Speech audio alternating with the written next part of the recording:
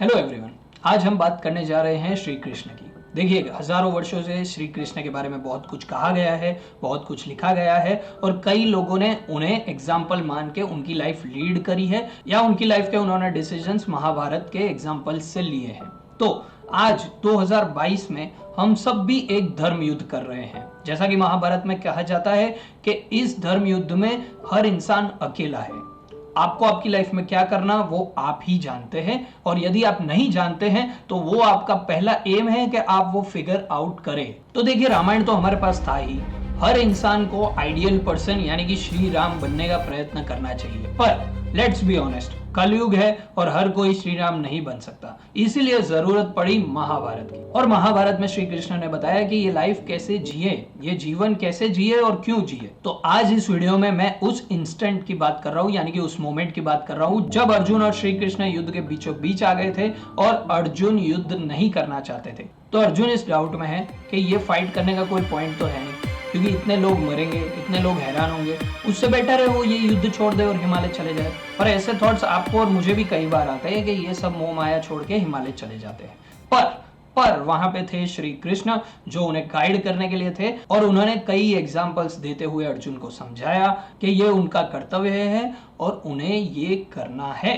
तो श्री कृष्ण ने कहा अर्जुन को कि या तो तुम युद्ध करोगे या तो नहीं करोगे, पर तुम इस युद्ध के लिए ही तो बने हो, तो तुम तुम्हारे कर्म से कैसे भाग सकते हो? You can't run away. और दुनिया तुम्हें देख रही है, तुम्हें एक बेंचमार्क, एक एग्जाम्पल सेट करना है, और तुम लीडर होके कैसे गिव अप कर सकते हो? तो जब ये बात चल रही थी तो यहाँ पे एक बहुत ही ब्यूटीफुल इंसिडेंट है कि जब ये बात धृतराष्ट्र ने सुनी उनके महल में, तो उन्होंने संजय से पूछा कि संजय, क्या ये वही कृष्ण है जो कल यहाँ शांति दूत बन के आए थे?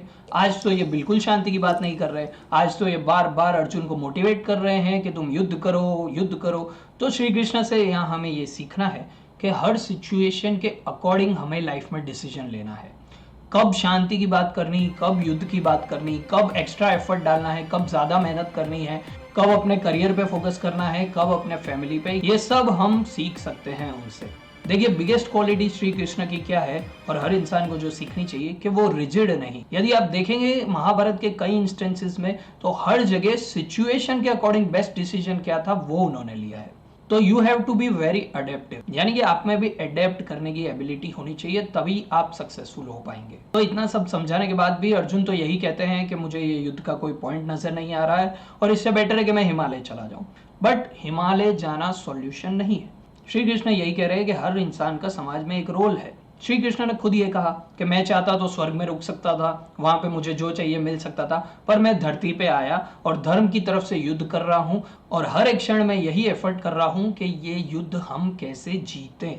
तो भगवान होते हुए भी हमें ये सिखा रहे हैं कि भगवान को भी कर्म तो करना है।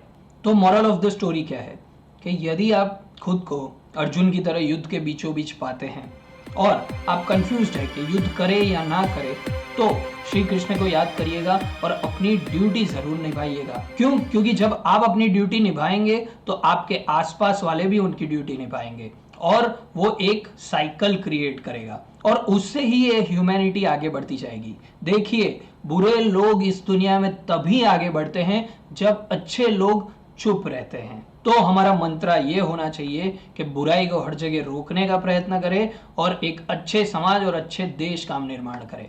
तो आज के लिए इतना ही, फिर मिलेंगे, नमस्ते।